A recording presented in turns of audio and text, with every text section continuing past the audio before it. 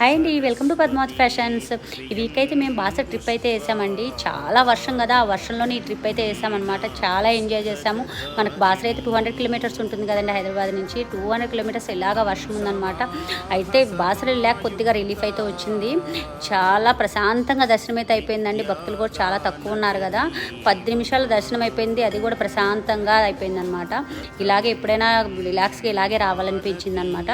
దాని తర్వాత వచ్చేసి మేము గోదావరి గట్టుకైతే వెళ్ళాము. అక్కడ కూడా ప్రశాంతంగా బీడేం లేదండి, ప్రశాంతంగా అన్నీ చూసుకోవచ్చు అనమాట. చూసుకున్నాము. వెదర్ కూడా చాలా అంటే చాలా బాగుంది. గోదావరి అయితే పొంగి పొర్లుతుందండి. అంతా బోటింగ్ అంతా చేస్తున్నారు అందరూ, కానీ మేమైతే చేయలేదండి. ఎందుకంటే వర్షం కదా, కొద్దిగా భయం వేసింది అనమాట. అదే వర్షంలోనూ మేము రిటర్న్ ట్రిప్ కూడా అలాగే ఎంజాయ్ చేసుకుంటూ వచ్చామండి.